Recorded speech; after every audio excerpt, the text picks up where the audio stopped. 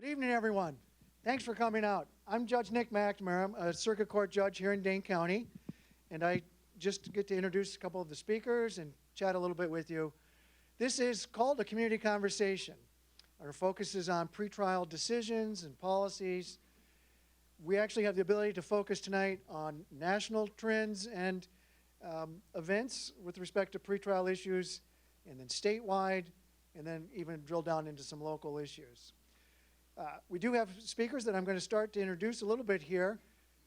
We have saved in our allotment of time tonight at least 45 minutes for questions from all of you.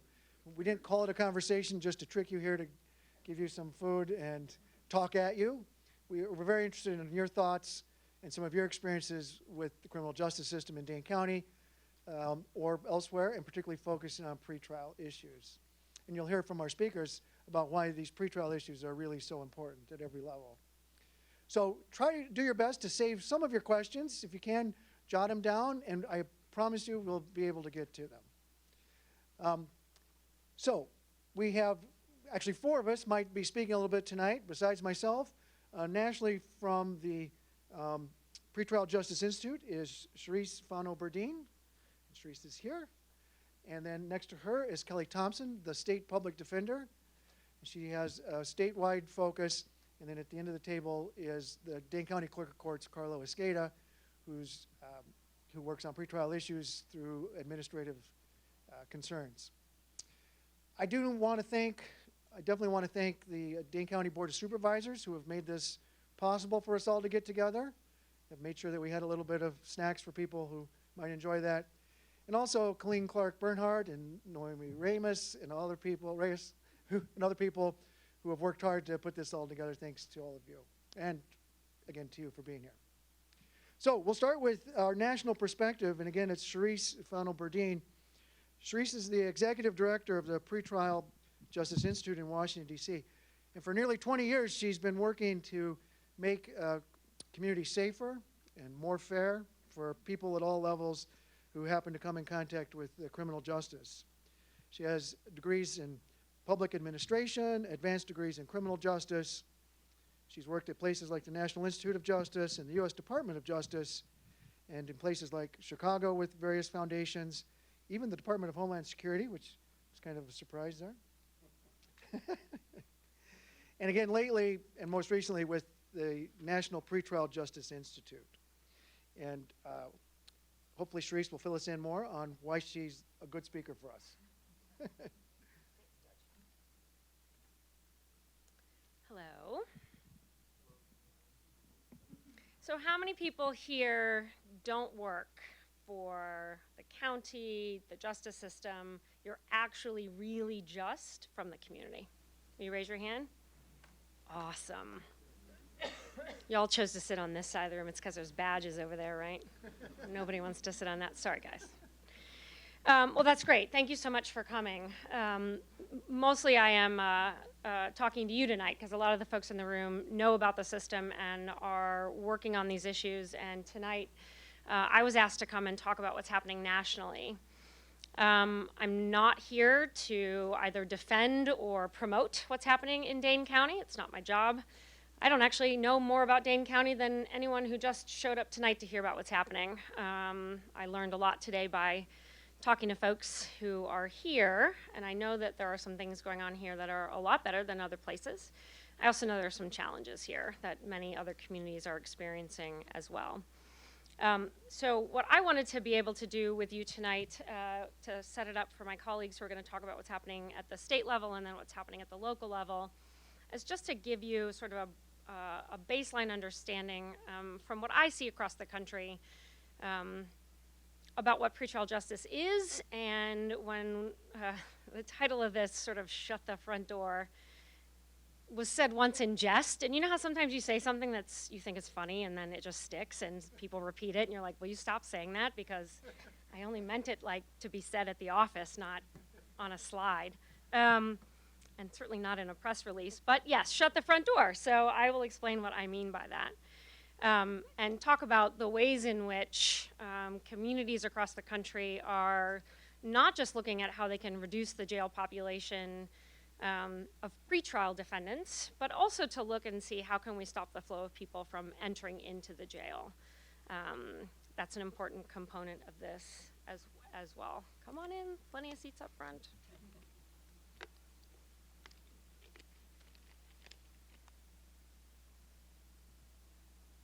So first, I just want to let you know who I am and the organization that I work for. I think it's important to know the context that someone comes to speak to you from.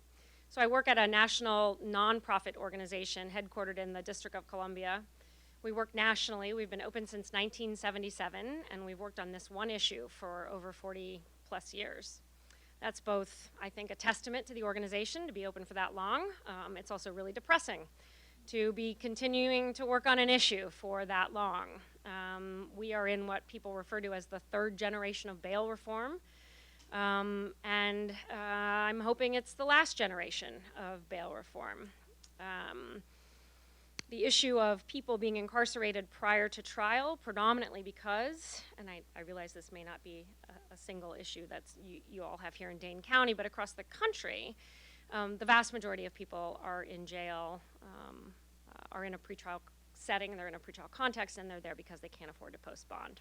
And that is sort of the nut we've been trying to crack for about 100 years, and that's a long time to be working on a particular issue. So I'm both proud of being open since 1977, and I'm depressed about being open since 1977. We were started with a grant from the Justice Department to provide free technical assistance and training to county government. Mostly we worked with jail administrators and sheriffs across the country who were looking to reduce their jail populations in the late 70s and throughout the 80s and 90s. And then in the 90s and the 2000s, we began working mostly with courts and judges who were looking at different ways of doing bail setting, which is deciding who should be in and who should be out before trial, and if they were going to get out, under what conditions would they get out. And for the entirety of our existence, we've predominantly worked with system actors, and that is changing. And I'll talk a little bit about that if I have time. And our sole mission has been to advance pretrial justice. And the ways in which we do that are by focusing and trying to help jurisdictions focus on reducing the number of arrests and reducing the number of bookings. So usually when I'm in I'll call you a mixed crowd of sort of lay people and experts in the justice system, reducing the number of people who go into the system in the first place by trying to replace the use of financial conditions in determining who stays in jail before trial and who's released. Now, I realize not everyone in this room may have been arrested at some point in your life, but if you got arrested at some point in your life, in most jurisdictions, this is how it would go. Someone who looks like one of them would put you in a car, they would take you down to the station, they would drop you off, and someone would book you into the jail. And at some point along that process, they would tell you how much it was going to cost to get out. And if you could afford to get out, you would get out. And if you couldn't afford to get out, you would eventually, within a day or so, you would show up before someone who looks like that. And that person would say, this is how much it costs to get out. And if you couldn't get out on Monday when that guy dropped you off, it's unlikely that by Wednesday when you saw that guy, it's not like you won the lottery between Monday and Wednesday, you probably still didn't have the money to get out by Wednesday. If you were in a state that wasn't Wisconsin or Illinois or Kentucky, or Oregon, if you were in any state other than those four, Joe the bondsman would knock on your door and say, hey, don't worry, I'll get you out, and there's that whole thing. If you're from Wisconsin, only ever lived in Wisconsin, never got arrested anywhere but Wisconsin, you probably don't know what I'm talking about. But if you know bondsman, that's a whole other story. But in Wisconsin, if you don't have the money to get out, you're gonna stay. And again, that may not be happening in Dane, but in other places in Wisconsin, that's likely happening. And then at some point, someone who looks like her will say, the state is offering X. Do you want to go home? And if you've been sitting for a week, a month, a year, you're likely to look at your life and say, I can take this plea deal, and I can go home, or I can spend more time here trying to fight my case. And for many, many poor people, that's a choice between going home, losing your kids, losing your job, or staying in jail. So it's important, obviously, to think about why do financial conditions of release matter? And in many places, they matter a lot because there's a difference between going home and staying in jail. And it's not just money bond. There are other conditions of release that come with money. So if I am told that I need to get drug tested, or if I'm told I need to wear an alcohol monitoring patch, or if I'm told I need to wear an electronic monitoring bracelet, which isn't really a bracelet. I'm a girl, I know what bracelets are, that's not a bracelet. If I'm told I need to show up for supervision visits, and at some point someone might tell me these things cost money and I'm going to have to pay for these items, and if I can't afford to pay, then I may not be able to get out of jail because I can't afford the conditions of my release. So we work on reducing arrests and bookings, reducing these conditions to only those that are necessary, restricting detention, so making sure that the only people who remain detained before trial are folks that we're actually scared of, rather than just mad at. And that's a whole legal stuff we can talk about at some other time. And making sure that folks get to court and do so without being rearrested, which is really the purpose of this first decision. I know I talk fast and this is a lot of stuff, but I really do want to get through a lot of it because it's really important to understand the front end of the system has a lot of opportunity to slow down the pace of people who enter the system. And the why we do all of this is for a ton of reasons, but for us and for me personally, these are the reasons why we do this at my office. This particular system has for a long time continued to perpetuate a lot of harm, and so we're working to reduce and repair that harm. A lot of that is about focusing on equity and inclusion in society. Pretrial is a space where we can influence and impact decarceration of our communities in a very safe and quick way, and I can talk about that too. And we can transform our state and local policy in a way that feels good and can make the best use of taxpayer dollars.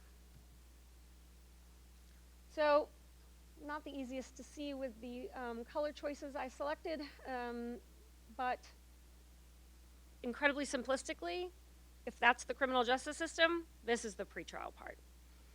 So it's just it's everything from sort of first contact with law enforcement right up until adjudication, or when your case outcome is decided. And why I say shut the front door is because pretrial is the front door of mass incarceration. A lot of stuff in the news over the last couple of years, 5 years, 10 years, about the problem of mass incarceration. And a lot of that focus has been on prison population, which is great. Except that's not where mass incarceration is happening. Mass incarceration is actually happening in local jails. And within the local jail, it's actually happening in the pretrial context. So of everyone arrested in the country, only 6% of people will get sentenced to state prison. Because the vast majority of people are arrested for misdemeanor charges or low-level felonies, and if they are sentenced to an incarcerative sentence, they will serve that time in the local jail or on probation. So mass incarceration period, is happening at your local jail, and it's happening in the pretrial context because most people will serve more time in pretrial detention than they will serve upon conviction, because you'll get credit for time served, for example. Again, I'm speaking nationally. So for me, obviously, 1983 to 2016, you see the difference, not just in the jail population in the United States, but the growth of the jail population as a pretrial context. This is also, by the way, at a time when crime has gone down and arrests have actually decreased slightly, but we still see the number of bookings into jails continue to increase. And this was a stat that we calculated last year or the year before, which just sort of blew my mind, which is that 95% of the growth in jail population across the country in the last almost 20 years has simply been pretrial detention. It's America, or America, as some people say. And 95% of the jail growth has been of people in a presumed innocent status. So it's both the bad news and the good news, because the good news is there's so much we know that can be done at this particular sort of intervention point. There are lots and lots of policies that can be successfully implemented, and there are great examples from across the country. So I'm going to focus most of my comments sort of understanding what's happening, kind of knowing where I am in Wisconsin, and sort of what I picked up today in lots of conversations. Again, not sort of getting into the weeds about Dane, because other folks here know that stuff much better than I do. When I say that there's a great opportunity to sort of shut the front door here, it's about reducing the use of this formalized process we have today of arresting and booking people into the jail as a response to predominantly what we see are social justice issues, social issues, right? If most of the arrests in the country are not for serious violent crime, but are for misdemeanors, and if most of those, about 80% of arrests in the US are for misdemeanor charges, and the vast majority of those are for nonviolent, non-person crimes, a lot of the charges for which people are arrested are dealing with what I sometimes refer to as sort of situation crime, right? So trespassing, writing a bad check, lots of mental health and substance use disorder charges, lots of crimes that are a result of and related to issues around equity. And so there's a lot of interaction effect of these things, and we're using the criminal justice system to answer those problems, partially as a result of having invested in that structure for a long time, and underinvested in other places. Which isn't to say that there aren't things that we can do, but we do have to recognize that the disparity issues that we're facing today in the criminal justice system have been building for a long time. Again, these are just national statistics. But the point I usually try to make about why it's really important to take a look at who's in the jail, why they're there, and how long they've been there, but then not just the jail building itself, but also sort of in general, who's under correctional control within the county, whether before or after trial. Again, I work at the Pretrial Justice Institute, so I focus mostly on before trial, is to say, the impact of being under control by the county or the state has an impact. And that impact has ripple effects throughout other systems within the county. So if you are someone who has child support payments, if you are somebody who is in treatment and gets incarcerated, if you're someone who's receiving benefits and gets incarcerated, if you're someone who votes and gets incarcerated. All of these things interact with each other. And the length of time you spend in jail also matters. So jail has almost a criminogenic effect. And so the faster we can ensure, or the less people we book in the first place, who we know are not going to stay in jail pre-trial, the better it will be. This has really been a tough thing for folks over the last couple of years to understand. I've had folks say, it's just a couple of days in jail. Why does it have this impact on people's lives? I'm a salaried employee. I have paid time off. And if I called in sick for a couple of days, if I didn't show up for a couple of days, I'm not going to lose my job. And if I can use sick time, my paycheck in 2 weeks isn't going to be missing those couple of days of pay. I'm going to get my full paycheck. If I get my full paycheck, I'm going to be able to make my mortgage payment this month. So for me, Cherise, missing 3, 4, 5 days of work isn't going to have an impact as it would for somebody who might lose their job if they don't show up for a day, 2 days, 3 days. My kid isn't going to get taken away from me if I'm in jail for a couple of days. I have family, I have a spouse, the whole thing. I have a support structure. I'm not going to lose my housing.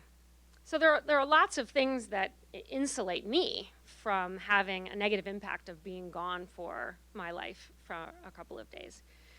But that's not true for the vast majority of folks that get arrested. And so we see, just borne out by research, that length of stay in jail, pretrial in particular for people who do not pose a risk, has a criminogenic effect, not just on their likelihood to be rearrested during the time in which their case is pending, but actually as far as 2 years out. And so it's almost like we are participating as a system in the creation of many of our own problems. So should we be shutting this front door? Yes, you can shut the front door, but you actually can't slam it shut. My mother used to always yell, don't slam the door, right? But this is an important component because it's not just as easy to say, let's stop doing something over here if we don't have the systems built up over here to handle what we really need to be investing in. And so I suddenly got really loud.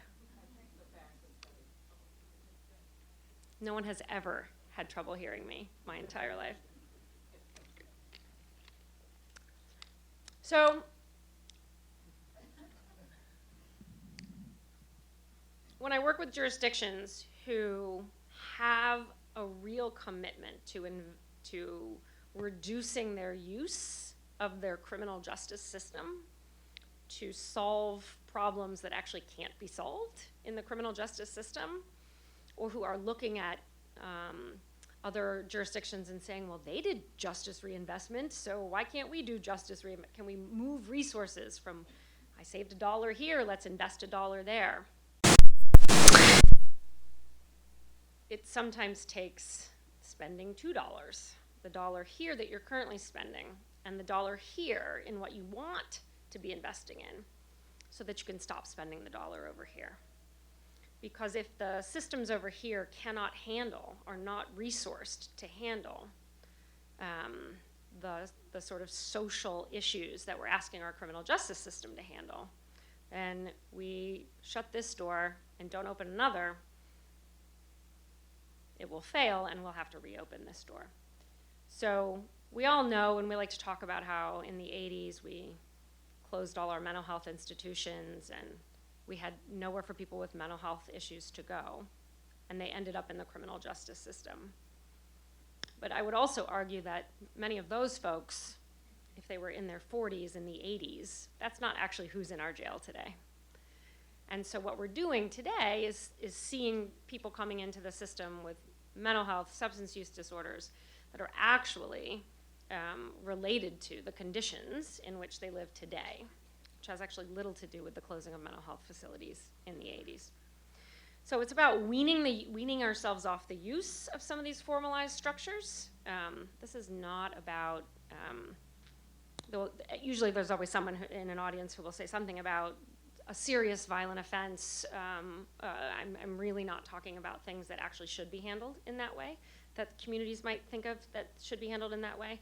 I'm really talking about a lot of, even if we just focused on 50% of the charges for which people were arrested today, that would be a big opportunity to repurpose and transform and transition a lot of that care to something else. But it does require sort of a comprehensive plan to shift and transform ourselves from one system to the other. So I'm going to show you this cool little chart that my staff made. I wish I could take credit for this. But it was a really great way of sort of visualizing. Okay, so if this is the system today, you see that we really, at the front end of the system, have few options. I'm sorry if you can't read it, but this first box on the left said the first room in this house, apartment actually, is sort of law enforcement. And law enforcement has the door that goes into the jail where they bring people. And this may or may not be true here in Dane, but in many communities, there's one of the ways out of that bigger room, the jail, is to get out by either using the bond schedule, which allows you to pay before you go to a bail hearing. But let's say you go to the bail hearing, sometimes you get released and you can go home if you can pay, or if you're held, you go back into the jail. That's like a regular apartment in almost any community. But let's say you wanted to renovate this apartment and you wanted to provide more access out, and also, I don't really like to think of it as a sidewalk. I'd prefer to think of it as a like literally no entrance in. But if you see, I'm going to talk a minute and then I'll be done about citations and deflection, which are opportunities for us not to bring people to the jail in the first place. And then other things that are related to better processing or other kind of avenues out of the jail once people get in may or may not be as applicable here. From what I've heard, I'm really just trying to focus on how do we stop folks from getting into the jail here. So I'm going to talk about those two things. So when I say an intentional arrest policy, I really want to focus on the word intentional. How many people have kids? How many people have teenagers? Okay, my son's 16, he's getting his driver's license next week. Scares the heck out of me, right?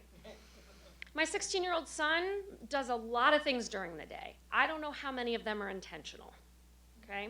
In terms of stopping, thinking about what he's doing, and making a specific and informed decision. Anyone here have a 16-year-old son who makes those kinds of decisions? Okay. I mean, I don't know that I have that kid. I don't know many 30-year-old men who make those decisions. No, I'm just kidding. Just kidding. Just kidding.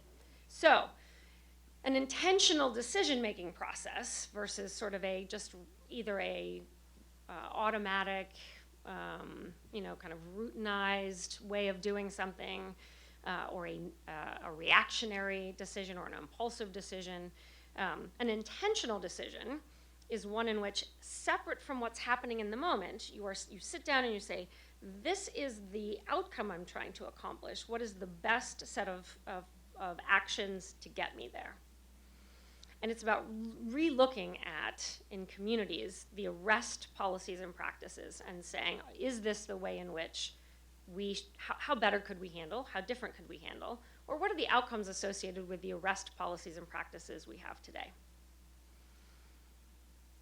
There are two ways in which communities across the country are trying to provide law enforcement with some options and alternatives, other than the sort of regular arrest, get in the car, drive down, drop off at the jail. One of those is something called deflection, which I'm going to show you like a long list of other names that it's called. But officer this is where the law enforcement officer has other alternatives that do not involve arrest at all. And then citations, which actually involves sort of a technical arrest. You just don't bring the person to the jail for booking. So, grossly speaking, cops have like three things they can do. They can arrest you, they can release you, or now they can divert or deflect you.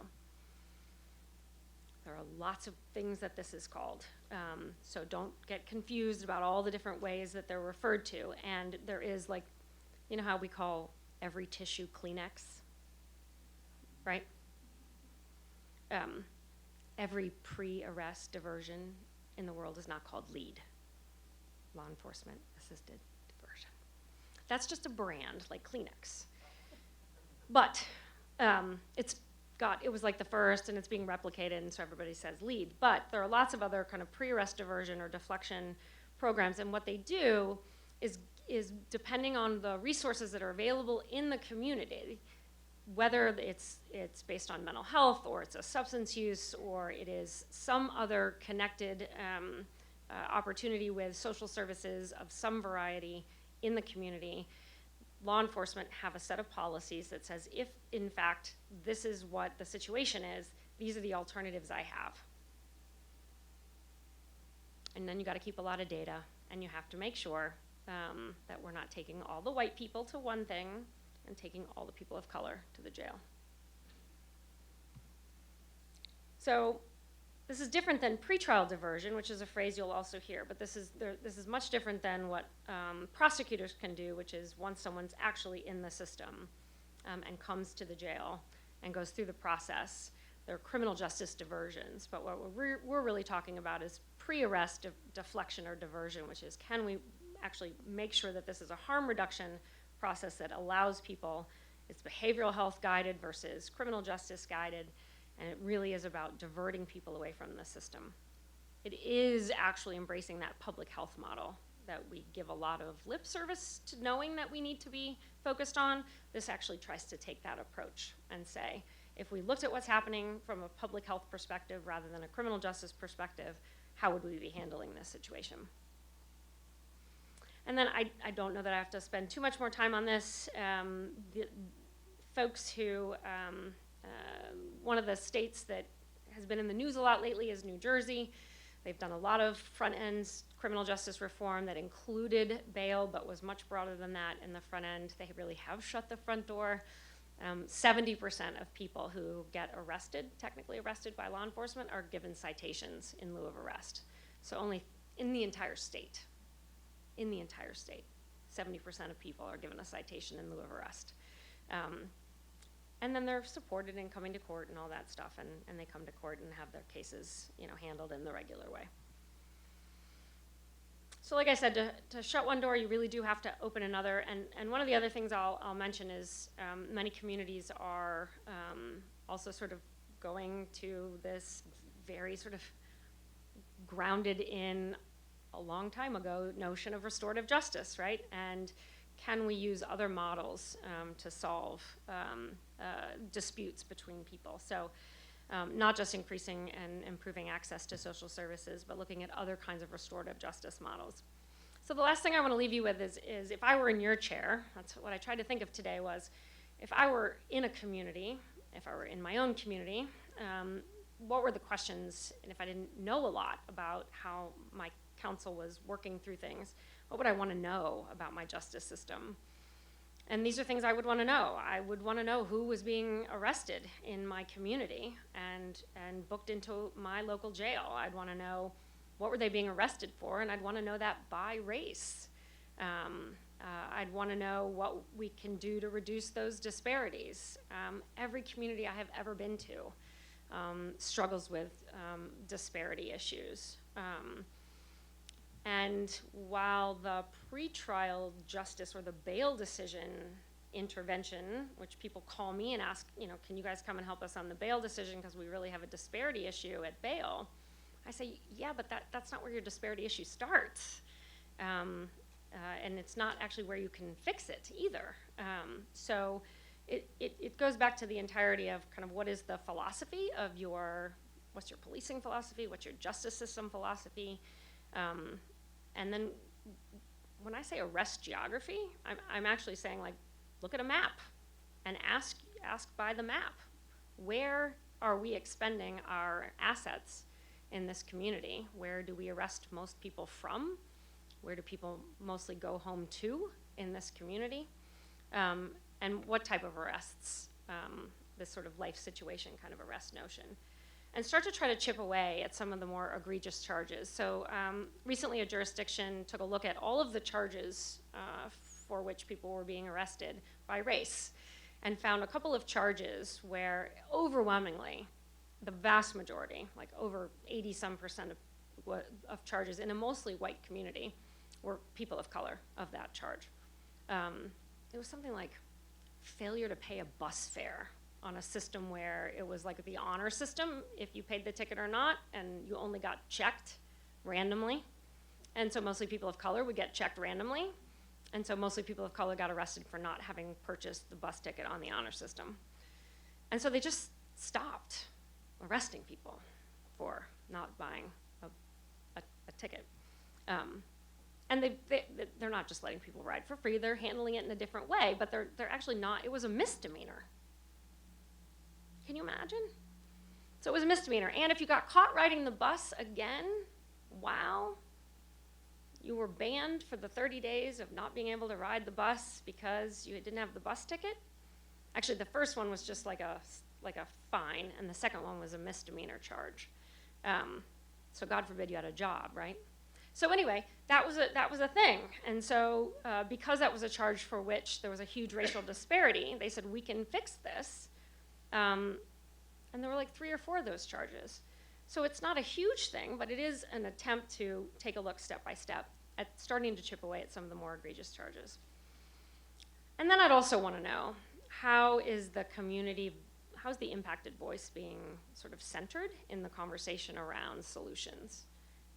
We often invite, I see this a lot in places, they invite the community voice, or they invite the impacted voice in a discussion of the problems.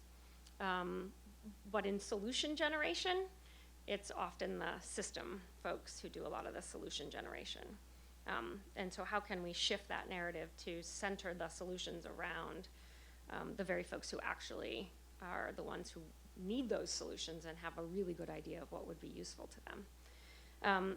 So I think there's lots of things you can do to shut the front door. And I also just want to say that even though I'm not an expert on Dane County, the invitation that I got to come here and the reason why I was invited, it's one of the first, I've been at this job 13 years. This is the first time I've ever been invited someplace where, I mean, you guys are working on like the next generation of issues. Do you know what I mean? There are places struggling with issues that are so elementary, and you're really struggling with kind of that next set of issues. You don't have many of the jail problems in terms of the people who are, you know, tons of people in your jail, vast majority of them in there because they can't afford to post bond. I mean, you really, I'm not saying you're free and clear, but what I'm saying is the fact that you're at the level that you are and having the dialogue that you're having is something to really actually be proud of. These are harder questions to be asking than many jurisdictions are asking. So I look forward to your questions, and I will turn it over back to him.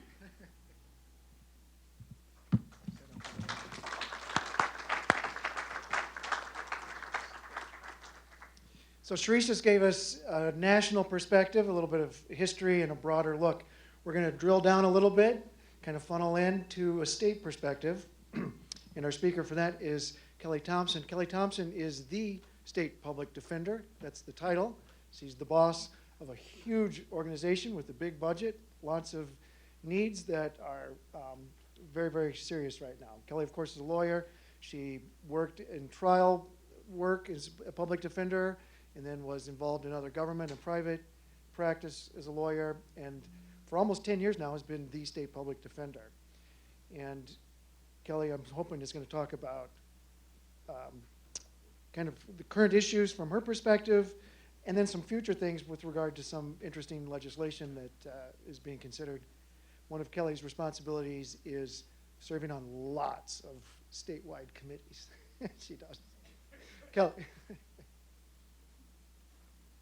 Thank you very much, Judge McNamara. I appreciate that. And just because this is being taped, our budget is not that big. It can always grow.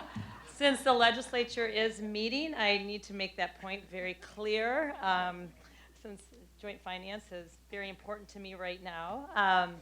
But thank you very much, and thank you to Carlos and Colleen, and especially Cherise, Naomi, for being here. To have a national expert to come in and talk to the community about this issue, I think is so extraordinarily important, and it's sometimes the missing piece for us. I had a chance to talk to Cherise a little bit this morning, and she said multiple times, making sure you get your community involved, whatever that community may be, because we can get the systems actors around the table, we can talk about policy and changes at the state level and at the county level, but to make sure the county or the community knows what is going on, that they're interested, that is so, so key. And we're finding that over at the Capitol, which is extraordinarily important, and I will get to that. So as mentioned, I am the state public defender, and I do sit on lots and lots and lots of committees. I think one of the most important committees that I do sit on is the statewide Criminal Justice Coordinating Council. So Dane County has their own Criminal Justice Coordinating Council. Milwaukee has their own. Multiple counties throughout the state have their local coordinating councils. They're extraordinarily important. They bring all the systems actors together, they bring the community together, and they talk about what's important to that county, what's important to that community, what problems are they trying to solve. We have taken that model and brought it up to the state level, not to tell the local communities and counties what to do, but to take best practices and bring that up to the state level so that hopefully if we have those best practices, if we have the information and the knowledge of what counties are doing well, we can take that up and if necessary, have changes made in the law or provide that on a statewide basis. So counties that are still in a more learning process early on, they can take that information and be helpful.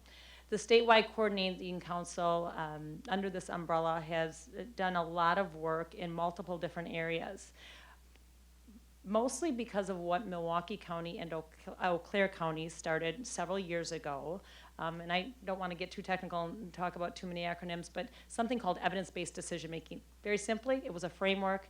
It's research that looking at the criminal justice system. It's what Cherise talked about. It's data, research, bringing your systems together and providing a framework about how to move your criminal justice system forward.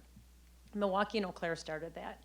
And from the work that they did, other counties saw the importance of that and decided that they would like to do that as well. They would like to use that model and take a real look at their criminal justice system. And it was a great learning experience. It was an exhausting learning experience because what happened was we started right in the beginning, right at that first contact all the way through your system. So who, as Cherise was talking about, who's going through your system at the really important points of contact throughout that system, and then who's coming back around, back into our criminal justice system. The information was interesting, and it's still a work in progress. But from that work, we found that we could talk about reentry, very important. We could talk about holds, probation and extended supervision holds, very, very important.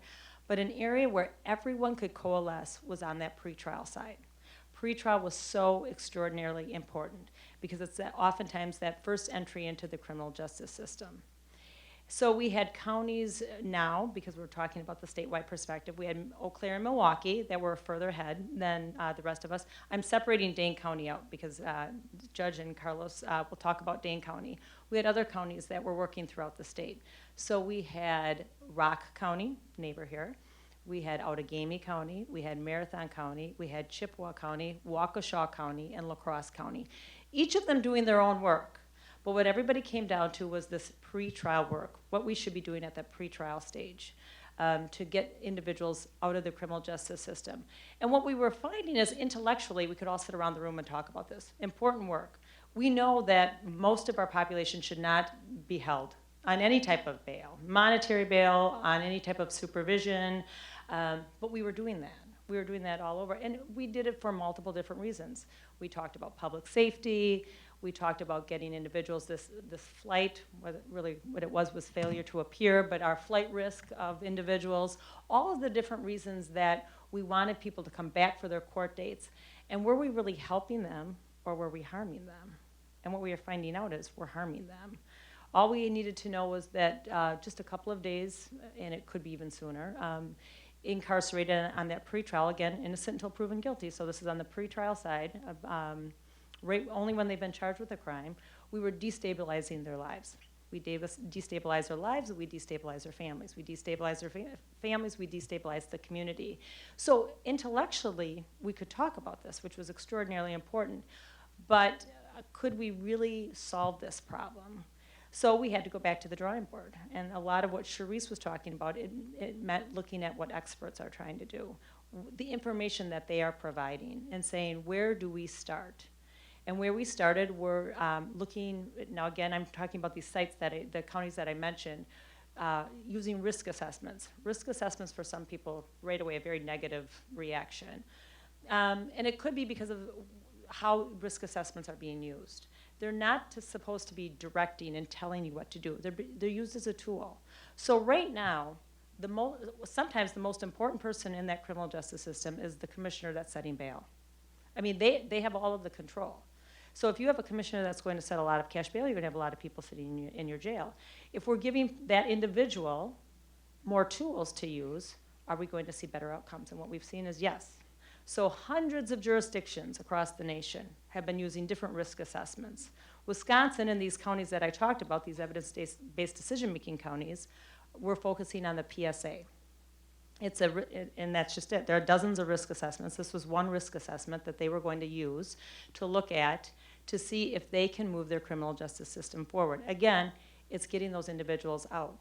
It's using that presumption of innocence and recognizing that most people don't need to be in custody. Most people do not need to follow their case through the court system in an in-custody status.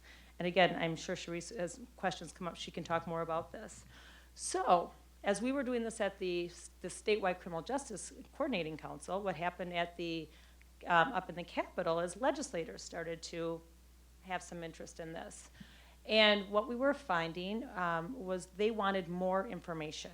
So while everyone is talking about reentry, talking about building more prisons, we're talking again about what I talked about with revocation hearings, people sitting in custody, their interest became at the pretrial stage, which was extraordinarily important. So there was a special legislative committee that was formed several months ago. A number of legislators and again stakeholders from around the state that came together to talk about pretrial. And we were very fortunate. We had statewide experts that could come and talk about Dane County, Milwaukee County. We had different states that came in, the District of Columbia came in, different national experts that came in to talk to us about what Wisconsin could do, and more importantly, what other states were doing. So we weren't starting from square one, which is very, very important. And the success, the data and the research that we had following this, which is, again, very important because people in our criminal justice system, people want to see that data. What Cherise was talking about, asking those tough questions about who's in your jail, why they're in their jail, disproportionate minority confinement issues that are in your jail. We have that data, and that data is important for us to use. It's not important to point fingers. We recognize that. Everybody gets defensive as soon as we start talking about these issues. That's not the point. It's to say, we're here, and where can we go? Where's that next step forward? That we all can come together and say, okay, we've done this before, based on whatever information that we had, now we need to move this forward. Milwaukee County has been a leader in this. We've been very fortunate. You're going to hear about Dane County. Dane County has been a leader in this. So this statewide legislative committee got together with all these experts to talk about potential legislation. Now, I don't know if this legislation will ever get introduced.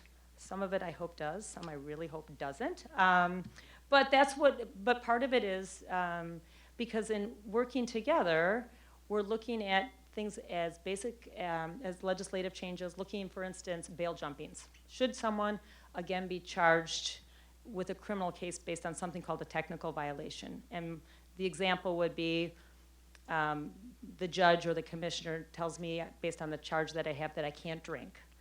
And I drink because I'm an alcoholic. And I come back and I test positive. And I get, in some places you'll be told, hey, we need to get you into treatment, hey, this needs to happen. Some places, you'll be charged with a crime. Is that right? Do we think that's right? Is this where we want to use our resources? So that's one example of some potential legislative changes that has been looked at. It is looking at, do we force, or not force in the right way, require everyone to use some type of risk assessment. Some counties are very, very forward thinking in this and said this is the way. Others are not so sure.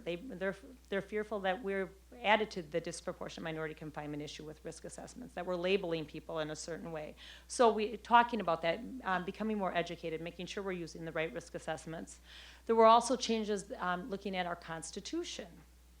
Our Constitution provides a lot of protections. And again, I'm coming back to Cherise because we had a conversation this morning where she said, oftentimes we can make a lot of difference right just by reading your state constitution, by reading your statutes. We tend to do things based on what we've done in the past. Hey, we've done it this way, we're always going to do it this way. There's a lot of work in those already that has gone into the Constitution and in the legislation that could make a real difference in what we're doing. Looking at changes though, should we be starting with a constitutional change? Should we be starting with statutory changes? Which has to come first? So these discussions are ongoing up at the Capitol. And Judge McNamara and Colleen felt it was necessary and important for all of you to know that while we have this national information that's extraordinarily important and will lead us and provide kind of a framework for us, we have the counties that are doing the work. We do also have the national or the statewide conversation going on, and this is extraordinarily important because as we move forward, legislators are going to want to hear from constituents. They can hear from me all day long. They can hear from Judge McNamara all day long. They can hear from national experts all day long, but they want to hear from their community members. They want to hear from the public that this is an important issue. Thus far, pretrial has not gotten a lot of talk. We've seen newspaper articles, but the community as a whole, this isn't the issue that they're talking most about. And this is one of the most critical areas in our criminal justice system, that front end. This is where we can make the most difference in individuals' lives. So with that, I'm going to sit down because I think we have Dane County that's going to talk and get some questions done. Thank you.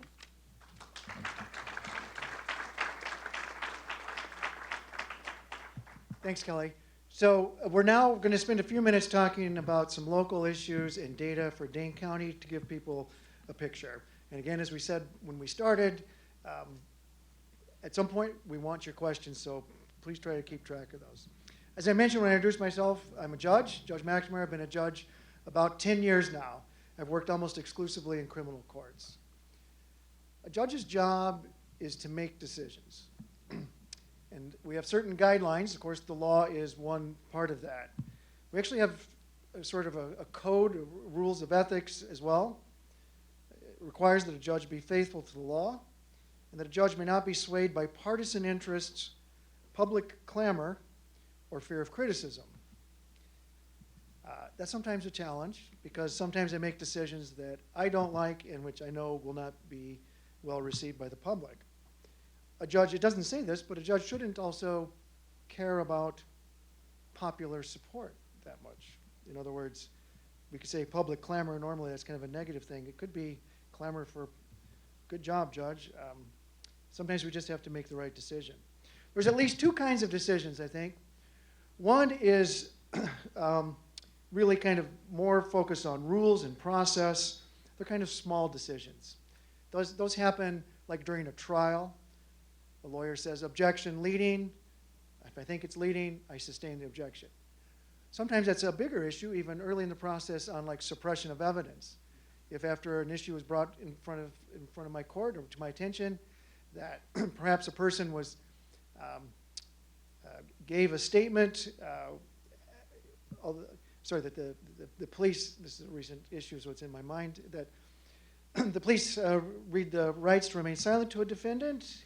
They say, would you like to give a statement? He says, no, I wouldn't. I want my lawyer. And then sometimes the police officers keep talking to a person. Sometimes those statements have to be suppressed. Those are legal questions. I don't worry about the outcome. It's very much like an umpire. An umpire shouldn't care about the score. The umpire calls balls and strikes. I call rules of evidence, rules of law on practices at different levels, not with the look to the outcome, the future, but just the process and the rules. Then there's a whole other set of decisions. Right now I'll call them discretionary. The most clear example of that would be sentencing. Another one is these bail decisions. In those cases, I have to follow the law, I have to follow the process, be fair. But I am concerned about the outcome. I do care. Is it the right decision? I do care what's going to happen to a defendant, to a family of the defendant, to victims of crime, to the community generally. So I am worried. I think about the future, and that's a challenge, of course. My first week as a judge, I had an opportunity to decide a bail decision. A man who had been in jail because he couldn't afford a cash bail. He had been in jail for a long time. Too long. His lawyer asked to let me release him on a signature bond. It was just an issue of poverty. There was nothing else keeping him. He wanted to still resist or fight his case and perhaps go to trial even. And it was just too much to have him stay. I don't recall if the state attorney, the prosecutor, objected to that or not. I don't recall. But I agreed and said, yes, this man should be released. And 8 hours later, he stabbed his brother after he was released. So that was one decision, my first one on a bail decision, where that outcome didn't work out quite the way I would have hoped. I'm sure his brother agrees, and honestly, I'm sure that man agrees too. But I made the right decision, I think, under the evidence I had, in predicting exactly when a tornado is going to strike or a violent action might happen is really beyond my ability. In Dane County, well, I've gotten better since then on the bail decisions. And I can't think of anybody who hurt somebody directly like so soon after a decision. So as we've been preparing in Dane County for lots of different issues, realizing we need data, I've been involved with different interested people as well, trying to collect some data. I want to share that with you. I'm sorry I don't have a slide, but there is a handout that has some of these as in summary form that you can find. And there's a whole report that I shared with the public as much as possible about a year ago. It's called Frequency of Signature Bonds. A signature bond is when a defendant just signs a statement saying, I agree to follow these rules. They include things like come back to court, not commit a new crime, let the court know of a new address at all times, and then sometimes specific things like if alcohol appears to be a problem driving likely criminal behavior, maybe no alcohol, or if safety of another person is involved, no contact with that person. Those could be signature bond things, but it only requires the defendant to sign and then is released. No cash is ever ordered or required. I did find, in looking back 5 years, from 2012 to 2016, for people with a misdemeanor charge, that's a misdemeanor is a case where the maximum penalty is 1 year of jail, that 86% of the people in Dane County over that time period were given a signature bond at some point. Actually, 79% never ever had cash bail. Some of the people may have started with a cash bail order and then changed to signature bond, or started on signature bond, may have missed court a time or two, and then got a cash bail order. At least 6% of the people with the cash bail order actually posted cash. That means they paid the money that was ordered and they got out. There's a level of criminal offenses, we call them criminal traffic. The most standard one, most familiar, is a drunk driving offense that's criminal. There's others like operating after revocation when your license has been revoked from a drunk driving offense. There's a few others. There are some jurisdictions where those are misdemeanor level charges, but they're still traffic violations. There are some places in our country where those people can be stopped for those kinds of conduct and required to post thousands and thousands of dollars of cash bail. In Dane County, 97% of people with that level of offense, which is over 6,000 people during that time period, were given a signature bond. Those are fairly decent numbers, perhaps. I'll let others kind of judge that. There was a meeting earlier with the Criminal Justice Council, an informal discussion with them with Cherise, and some of these issues and data were passed back and forth, and some people saying, we have a problem, others saying, we don't really. Cherise kind of observed most of it, and except then she did ask, well, why am I here? And what is your problem? And I had to leave that meeting because I have a jury trial going, so I didn't get to answer. I think our problem, if I may, is our felony signature bonds are only 69% of the cases. In other words, 31% of people charged with a felony, which means they could go to prison. Obviously, that's more serious offense, sometimes violent offense. That 30% is probably too high.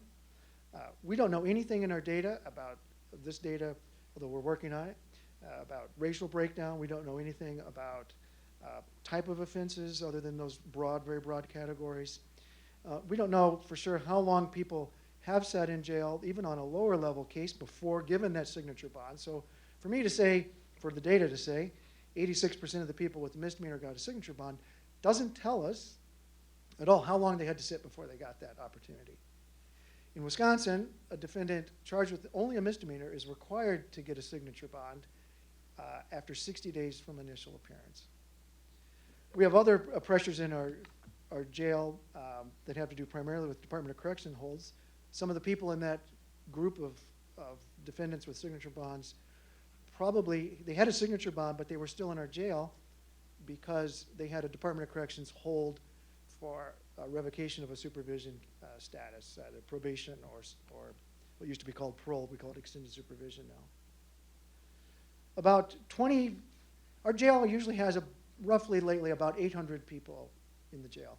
About roughly 25%, so we'll say 200, are people on some different levels of pretrial. And another 200 are roughly 200 are people who have been sentenced and are serving a sentence in our jail. And then the rest of them, the other 50%, are people in the jail in transit, moving from one institution or place or courtroom to another, or on these holds, could be a federal hold or a Department of Corrections hold. In Dane County, oh gosh, I should know, but easily 95% of the bail decisions are made by a court commissioner. A court commissioner is kind of a judge in many respects, but just has a few things that he or she can't do as a judge.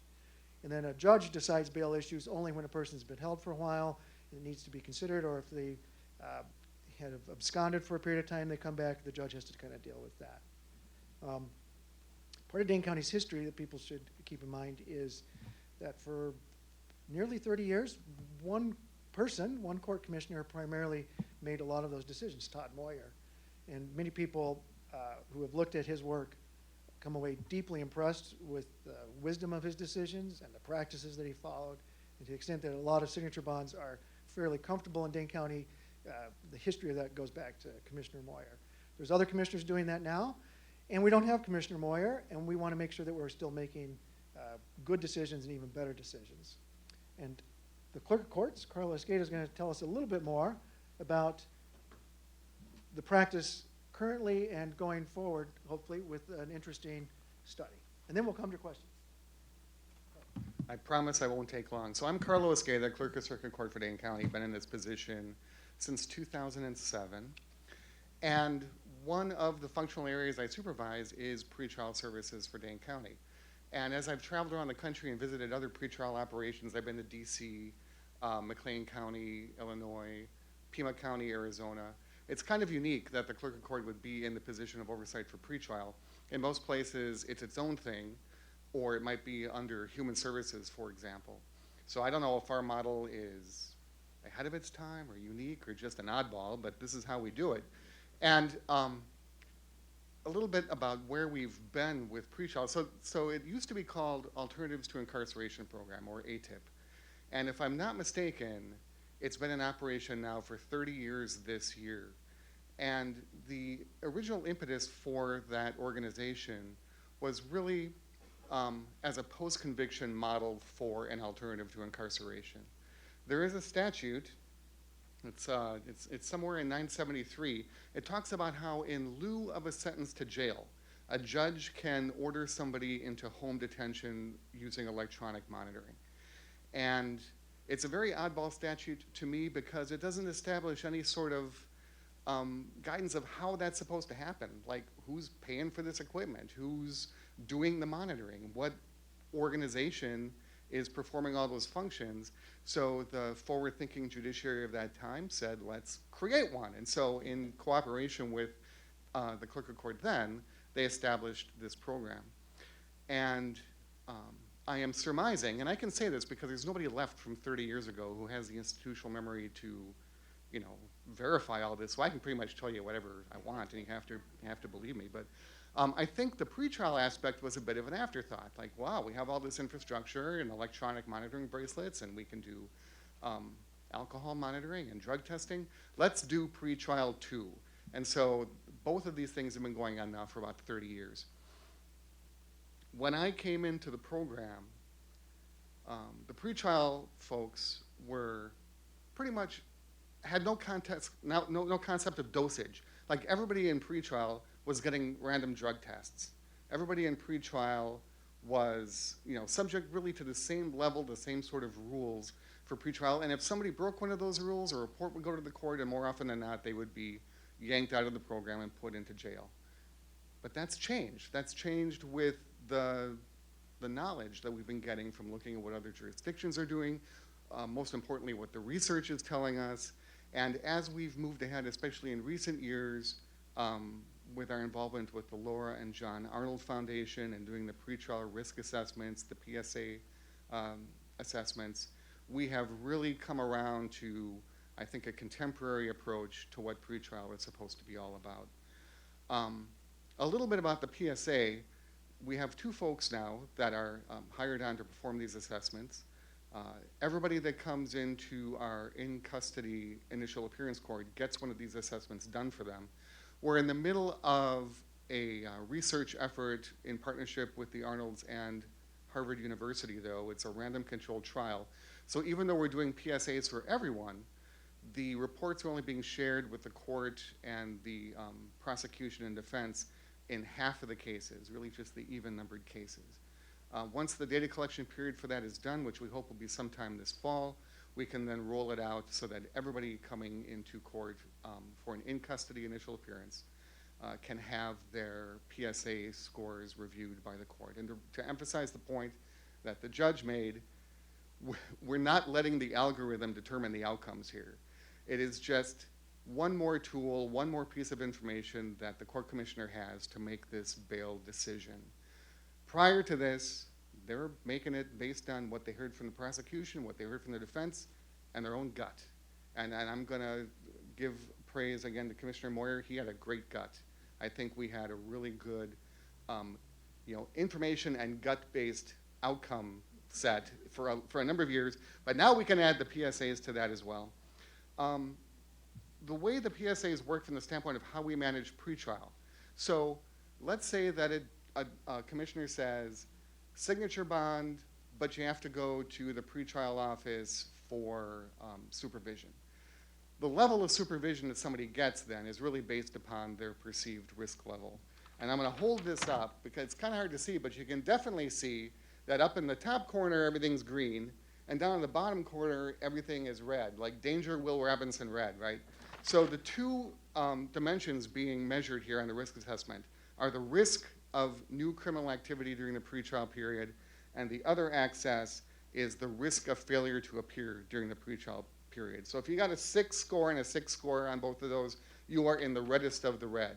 Now, if this were New Jersey and you scored in the reddest of the red, you probably wouldn't be getting out of jail at all during pretrial. They have preventative detention really based on this tool, which I'm not sure is a good idea, but that's what they do. Of course, if you're up in the greens, you're just going to get a recognizance bond and you're going to walk out without any pretrial supervision at all. But if you're somewhere in the light greens down to the oranges, you get sort of a graduated level of supervision, which can range from check-in by phone every couple of weeks during the pretrial period, all the way down to we're going to put you on a bracelet and do random drug testing and do alcohol monitoring as the most strict conditions of pretrial supervision. So that's kind of where we are right now, is figuring out how to really optimize the dosage based on the risk levels that we're perceiving. And the thing that makes it kind of tough right now is, again, as I said, we're only getting these actual scores in half the cases, but that's going to change, and maybe we can fine-tune our approach to the dosage of pretrial supervision better as we move into the future. Now, the most exciting thing that I've experienced as I've been involved in this, the Legislative Study Committee was talked about. The Statewide Criminal Justice Coordinating Council is working on these issues as well through a subcommittee, is that there's a lot of folks like Cherise coming into the state to give advice at both the state and local level of how we can do this better. And doing it better might mean significant changes to law. It could mean, as has been mentioned, a constitutional amendment. But I think that there will ultimately be, through events like this, through more information getting out to state officials, legislators, governors, and the community at large, we're going to wind up with a better system, better than maybe even the states that have pioneered this, like New Jersey and most recently California. So at this point, taking up enough time on the speechifying, we should get to the questions.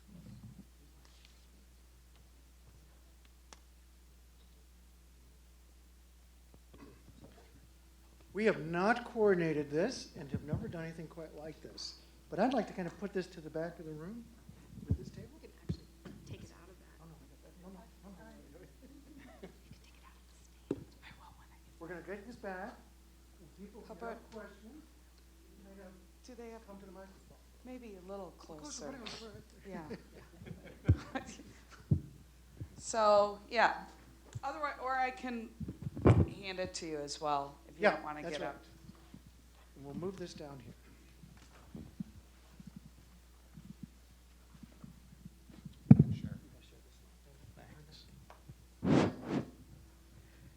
Okay, my question is whether or not there's a problem in Wisconsin. I know there is. We read these horror stories about from the southern states where people are unable to pay fines and citations, and they just get into this cycle where essentially it becomes a debtor's prison for them, and they can't get out because they can't pay the fines, and they just get deeper and deeper in hock.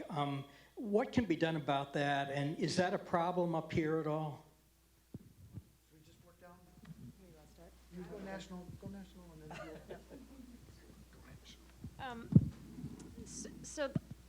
Hello, It's not on. am I on? It's a green button. So I think the reason that you see a lot of the stories, they're focused on the South because that's where a lot of the litigation has been, but this is absolutely not a Southern-only issue. Massachusetts, New Hampshire, Rhode Island, Washington State, all over the country, fines and fees are a huge problem, including not just fines and fees associated with court-ordered fines and fees, but also the fees associated with conditions of supervision that are often ordered through probation, and then usually in some places managed by private companies. So it's a huge issue all over the country. I don't know much about Wisconsin, and I'll let Kelli talk about that. But it is a cycle of both poverty, and also it can put people into relationship with debt collectors outside of the criminal justice system that will perpetuate cycles of poverty and impact well beyond their relationship with the court. It's essentially going to decimate, if they did have a decent credit rating before, it'll decimate that. Yes. I mean, it is a problem in Wisconsin. There's no doubt about it. We have issues with, as you talked about, fines and fees and forfeitures. We've tried to pay for programs by attaching some of those costs to indigent individuals, knowing that unfortunately that they will not be able to pay. We have individuals that sit in custody on things called commitments because of unpaid fines, and as Cherise said, that just they stack up. People pay to be on probation. We know that if people that are in prison on certain crimes, that when they walk out the door, they'll have significant costs attached to them. So when they go back into the community, so it builds up. There is no doubt about it. And again, I think with respect to the topic we're talking about today, with pretrial, that's always a concern. Is we want these pretrial services for individuals who need it, and how do we pay for it? And unfortunately, we look oftentimes to the participants, hoping that they can pay, and they are unable to. So that's a significant issue. I'll give a quick local response. Court costs and fees are a big issue, and I'll come back to that. In terms of the real question of people being incarcerated for not paying fines, parking tickets, and so on, Dane County could do that, has not done that for decades. I don't even know how long back. So we do not have anybody in our jail right now because they didn't pay parking tickets, or they didn't pay any fees or costs, including court fees and costs. Court fees and costs are a huge problem in the justice system right now. Anybody convicted of a simple misdemeanor, disorderly conduct, will end up with nearly $500 in court costs alone. A disorderly conduct with maybe a battery charge or a criminal trespass, maybe a bail jump. Now you're into nearly $2,000 just on 3 misdemeanors. And there are some cases that say judges have no discretion to forgive those or remit them. And there's others of us who disagree with some of those cases, but it's controversial. So the fact that Dane County could but doesn't incarcerate people for not paying fines is important to know. It's not to overlook where we have other problems or deficits. That's just not one of them. When a person has high court fees and can't pay it, they don't go to jail, but we send it to a collection agency. Carlo's office does that. Yeah, a little more about that. So we don't do failure to pay warrants in Dane County. I don't think that's happened here, and certainly since I've been here. But what we do when folks don't pay their court-ordered obligations is we have some tools available to us. We have tax refund intercept through the state of Wisconsin Department of Revenue. We have a private collection agency. If the court-ordered obligations stem from some sort of something having to do with driving, then we can suspend the driver's license. That is something that we used to do with great regularity, but backed off on that several years ago. Again, because of the efforts of Commissioner Moyer, who brought some UW students down to do some research about, to what extent does suspending somebody's driver's license really prompt them to pay? And the answer was, it did, it worked, but it wasn't huge. It wasn't huge. And so what I decided to do is let the debt run through a couple of tax refund cycles to see if we couldn't collect the money that way, and use driver's license suspension only as a last resort. And quite frankly, we're thinking about just doing away with that altogether. I was going to just add one, on a broader level, talking about when you get systems actors or the individuals around the table talking about issues, you learn certain things about the criminal justice system in your local areas. So certainly not in Dane County, but when we started some of the evidence-based decision-making and we talked about that mapping and taking apart the system, what we found out in one county, that there was a municipal judge that was sending individuals to jail on commitments, unpaid fines for overdue library books. Everybody around, somebody brought this up, and everybody started to laugh because they're like, including the DA, the elected DA, and the judges and people around the table, until we found out it was true. That was something very quickly they could eliminate. It was a quick conversation and educational piece, and that has now not happened in a few years. But it was one glaring issue for us that was just for years overlooked because it was just the way it had been done. And that was important. And it was a minor issue, but because you brought it up, I thought it was important. I'll go here, and then I'll go over there. Thank you. First of all, thank you very much for all the work that you all are doing and creative thinking and try to resolve issues. So when you think about the whole system in criminal justice, would you say that the system is working the way it's intended to work related to disparities? Was the system of criminal justice designed to, in fact, work this way? What do you think? I answer that question differently depending on what state I'm sitting in. So, the great part about this work today, as opposed to even 10 years ago, is being part, for me anyway, nationally, is being able to be in rooms that are part of a broader conversation around race.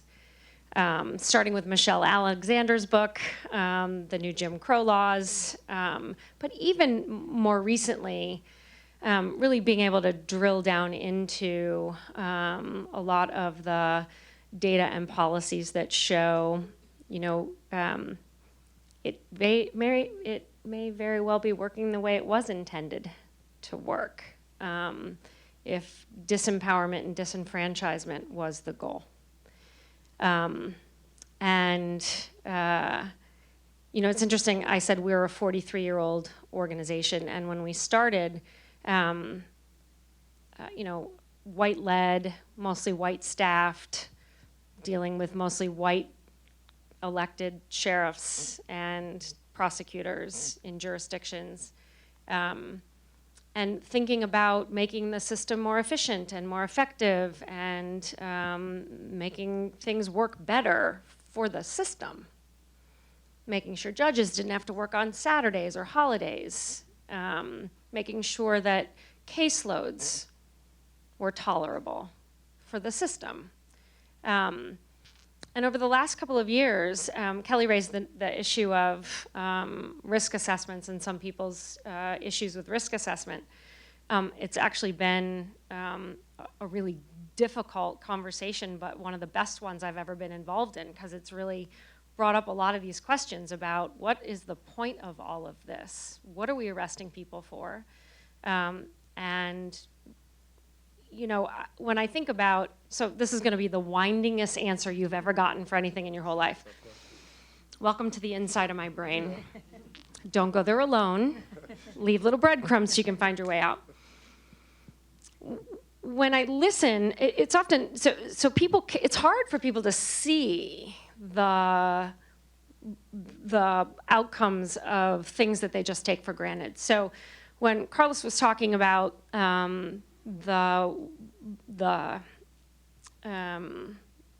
we were talking about the fines and fees and the court costs, I was thinking about how, you know, we have essentially spent so much money on the system over the last 20 or 30 years.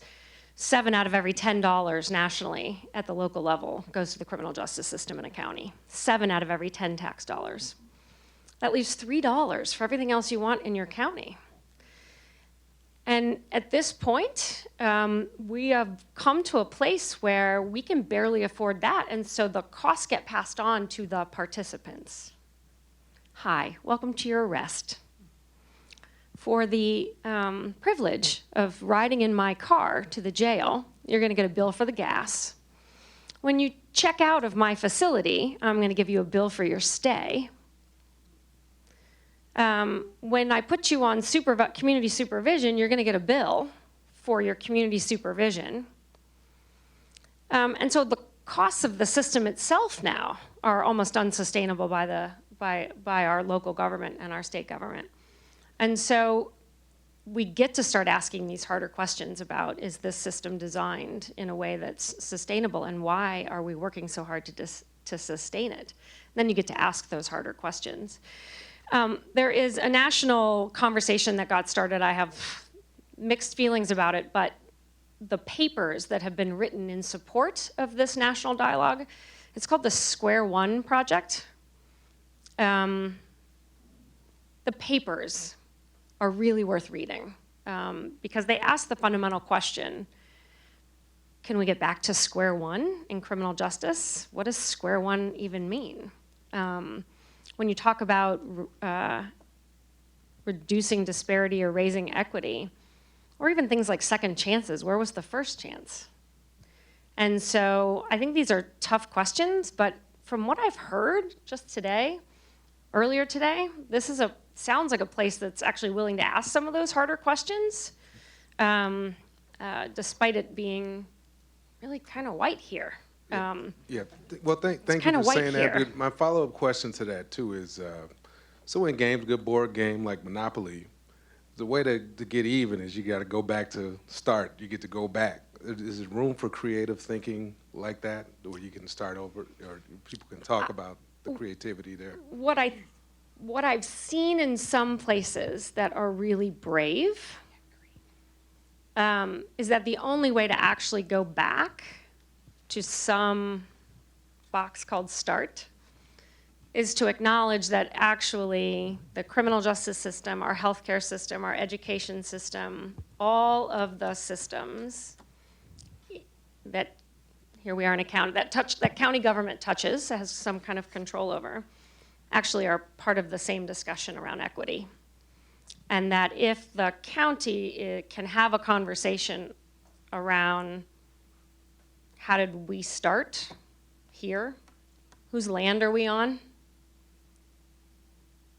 Whose land are we on? It was before you got here, it was before you got here. So where are we? And then how did Dane County grow up? And what's the history here that got us to, June 3rd, 2019? And what is there to reckon with? And then can you build a community really from scratch? And from scratch, in a design process, it's really about, around the corner from where I live, they just completely demolished the block. They didn't even keep the facade. They completely demolished the block. They're going to rebuild the building completely, which is a very different thing than just gutting the inside of the building and rebuilding. So brave communities are really trying to go back to ground zero almost and say, how did we start? What harms have we caused? What reckoning is there to do? And then what do we want to build here? Which is hard, but hard stuff is fun. hard stuff is really actually where the juice is in life. So it seems like if what you don't have to deal with here are lots of problems that other jurisdictions are dealing with in terms of some of the stuff, then it seems like it's very worthwhile to ask those questions. And I know there are lots of committees and meetings that many community members can attend. Yeah. There's a woman right here with a... Is this on? Okay. So I just have a general question, and maybe just a discussion point. The idea of engaging the impacted communities. After I'm sure that somebody's told you about the Race to Equity report in Dane County, and after that report came out, no? He did. Okay. I'm sorry, I got a lot of papers. So yes. Okay. Sorry, All I right. just wanted to be sure. Yeah, Yeah. that's fine. I was working in an organization on the north side of Madison, and we decided we wanted to have a community conversation about that report and what the community there could do in terms of thinking about and addressing the issues that it raised. It took us much longer to put together that meeting than any other meeting I've ever tried to hold in my organizing life, because we wanted to make sure that people from the ground up were engaged and felt heard as part of the planning of that meeting, not just the meeting itself. So it was a very lengthy, drawn-out process, which I think the process was more important than the actual meeting that we held, which was also really great, but just, getting the people from all walks of life engaged in that conversation to understand what our goals were and how we wanted to address these issues.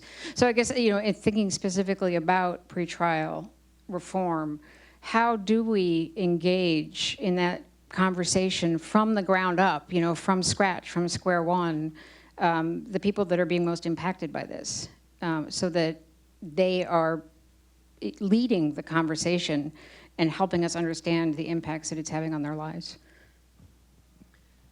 So the first way I'll answer that is to say, over the last 13 years, I have done that so poorly. And it's only been really in the last 6 months I've even known how poorly we have done that. I have seen some amazing examples in places like Philly and Santa Clara, Alameda County, where community organizers around lots of equity issues, justice is just one of them, are using their collective sort of organizing power to bring the, not just the issues that are important to them, but also collective solutions to the table. Colorado's another example where, as opposed to, I'll give you my card and I'll give you more information on some of these models. I think there are great examples of how communities are organizing themselves to have those voices be centered for these decisions. And in some communities, the people who hold the power are open, and in other communities, they have to knock really hard for really long.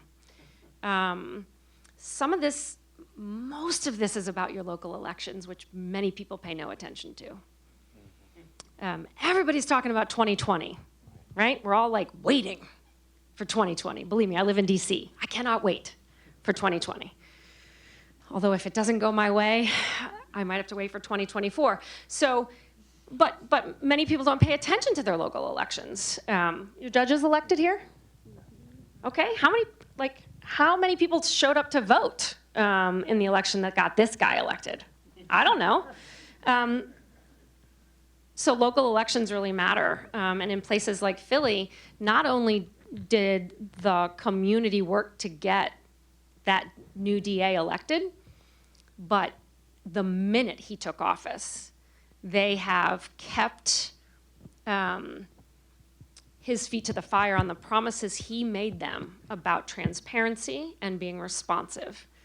And so there's a shared agenda, but there's also a real sense of accountability that the electeds have in some of these places.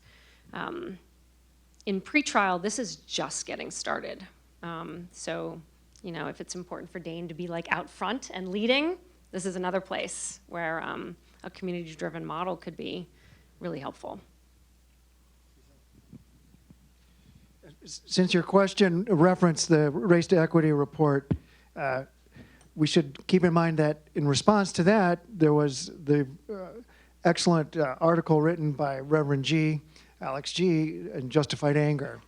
And Reverend G, with Anthony Cooper and other people here, have really started that focused organization at the core of exactly the people most affected by wrong decisions, people who don't often have a seat at the table. And Reverend G has done, and Nehemiah Center and other groups that support the work of all of the people there have done an excellent job of including the community, the white community, to come in for education and other organizing. My goal when I attend is to listen as much as possible, so I'll stop talking. Actually, let me add just one more thing.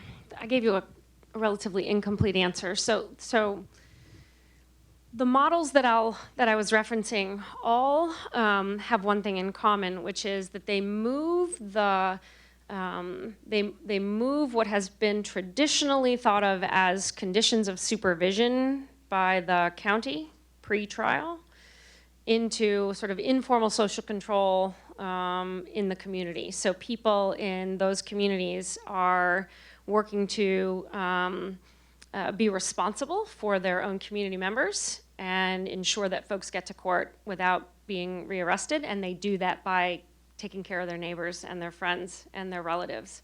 And they do that without community supervision by probation or pretrial services. There's a concerted effort to move these out of formal control systems and into community-based, whether that's at the churches or the YMCA or there are plenty of community-based, already community-based service providers that are drastically under-resourced and have direct ties in impacted communities.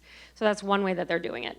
The other way is that they are working to try to make sure that the data that is kept by the jurisdictions is accessible. So there are data dashboard requirements that they're getting passed, either local ordinances or at the state level, data transparency bills that they're really pushing for to be sure that the information they have is as truthful as possible about what's actually happening in the system. And then the third thing is direct resources. So having actual money from the general fund come directly to community-based services rather than routing them through departments of corrections or public safety and then sub-granted to community groups. They're just coming directly from the general fund. A question I have that I don't understand, especially since most people, it seems when they get arrested, it's a misdemeanor. But then you read in the paper, it's one incident, and they've been charged with 3 or 4 different things. It doesn't make sense to me. If you did something wrong, pick the thing that's most logical that you did wrong, and charge him with one thing. Why are they being charged with so many different things? And then all that gets layered upon layered upon layered, it seems to me. Maybe I'm wrong, but just from listening to the news and reading the paper, it seems really unfair that you can do one thing wrong and get charged with 4 different charges. And they each have their own entailment.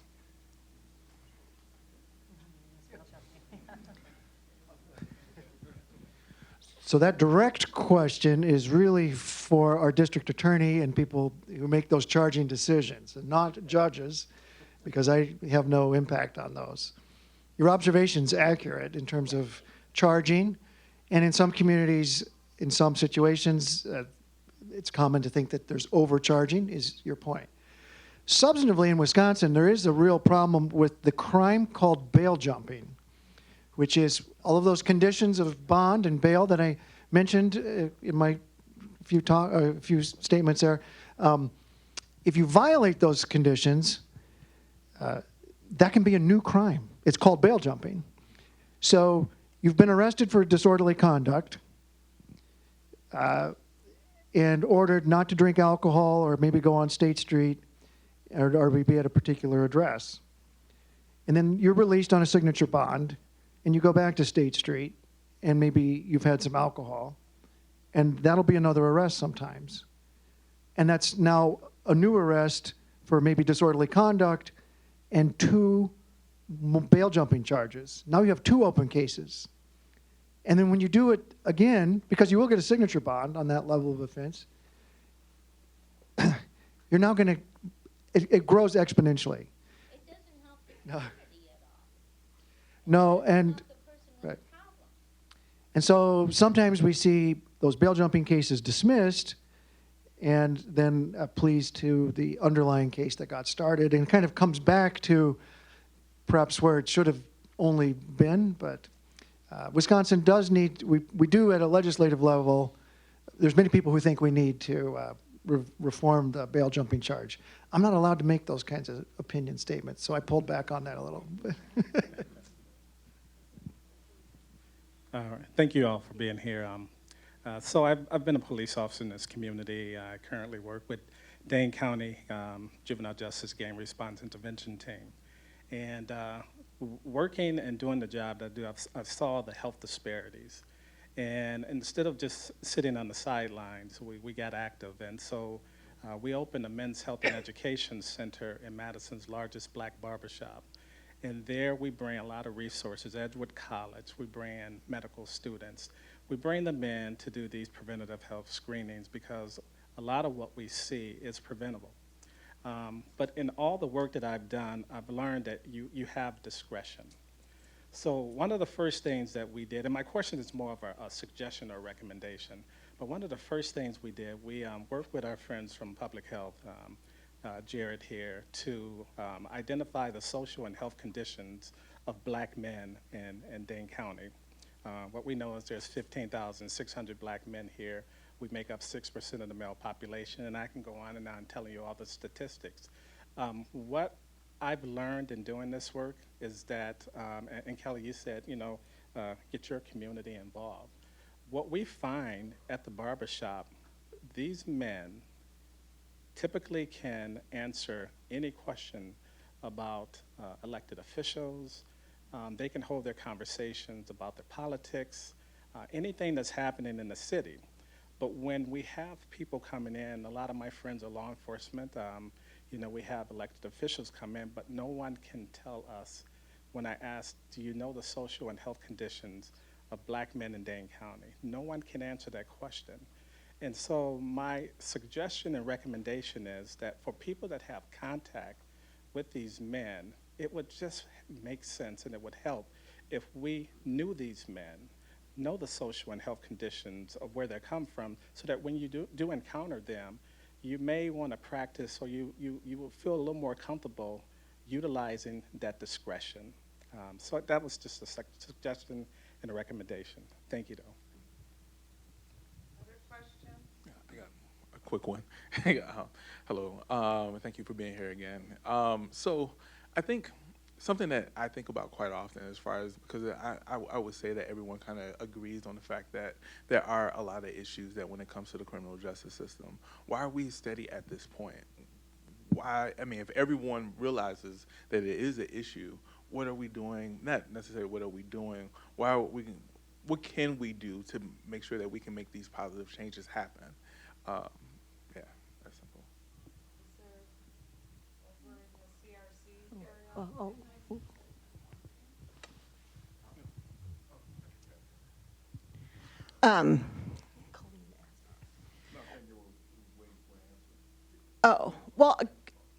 So I just want to tell you one thing that we're doing locally.